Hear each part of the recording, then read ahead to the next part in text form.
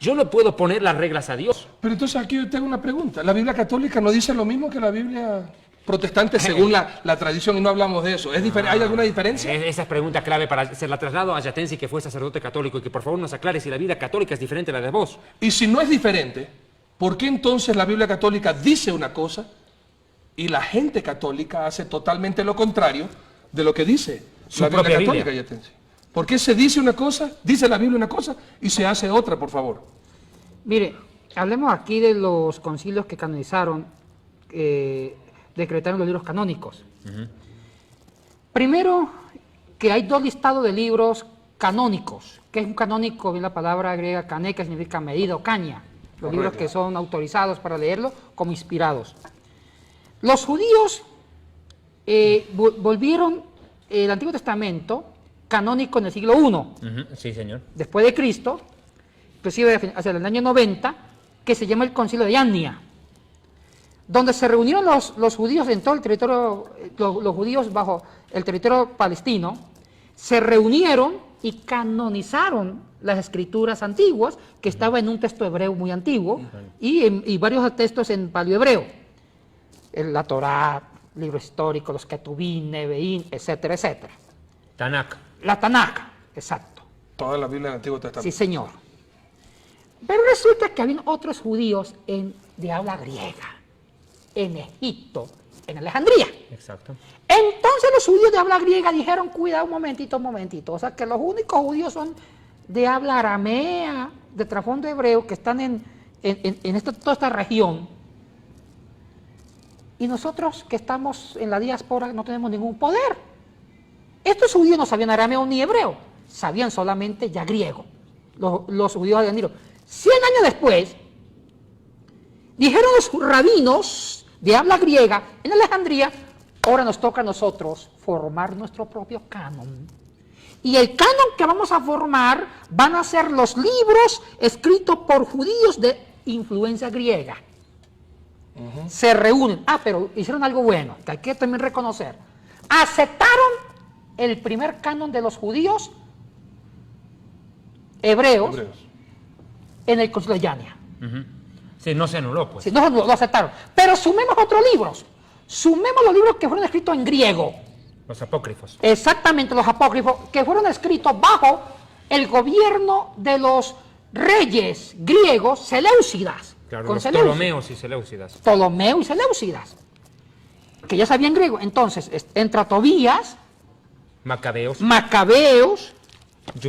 Judith, etcétera. Daniel 2. Daniel, la otra parte de Daniel. Baruch. Eclesiástico. Entran todos estos libros. Y estos libros tienen un trasfondo netamente griego, que es una mezcla del judaísmo desde la perspectiva griega. O sea, ya se perdió el propio judaísmo puro. Es que eso es lo que pasó, y aquí va una explicación. Aquí hay que tomar algo en cuenta, y si me permites dar este aporte. No, claro. Nosotros los judíos respetamos el libro de los Macabeos, por amor a Dios. Historia. Para nosotros no solo es historia, es un milagro. Excelente el libro. Si nosotros no sobrevivíamos en la época del Hanukkah, no hubiera habido cristianismo. Partamos de ahí. ¿Por qué? Y lo digo muy bien. Los griegos estaban decididos a exterminarnos. Y Dios levantó a Judas Macabeo y provoca una rebelión impresionante. Arrasa porque los griegos dijeron, dejen de circuncidarse, y lo consiguieron. Muchos judíos dejaron de hacer el brit milá o circuncisión. Obligaron a que no guarden el sábado. Querían meternos la filosofía y la mitología griega y hacernos olvidar de la Torá. Entonces el choque ni siquiera fue un choque netamente político, fue un choque entre la verdad contra la filosofía. Un choque entre la Biblia y la filosofía, y los judíos nos impusimos. Y eso es una parte de nuestra historia clave. Fíjate vos que el profeta Daniel, cuando habla en la estatua de Nabucodonosor, habla del vientre de bronce. El vientre de bronce sabemos por escatología básica que representa el imperio griego. Daniel profetizó entonces que los griegos someterían a Israel, y eso ocurrió en esa época. Antíoco Epífanes y compañía cumplieron las profecías de Daniel.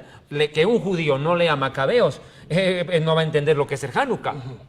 Y regresando nuevamente, la diferenciación. Sabemos que hay la diferencia entre libros, pero ¿qué tal en el texto? Ahora, entonces, ¿qué pasa con los judíos de habla griega? Se reúnen 100 años después y canonizan libros, como usted explicó, que también hablan de la historia judía. Los Macabeos es precioso, es un milagro de Dios, claro que sí. Y también libros de Tobías, que tienen su encanto también, un milagro de Tobías, con el tema de la ceguera. Claro.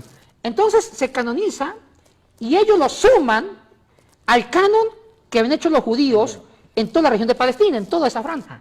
Se suman esos libros. Entonces hay dos listados, el listado de Yania y el listado alejandrino 100 años después.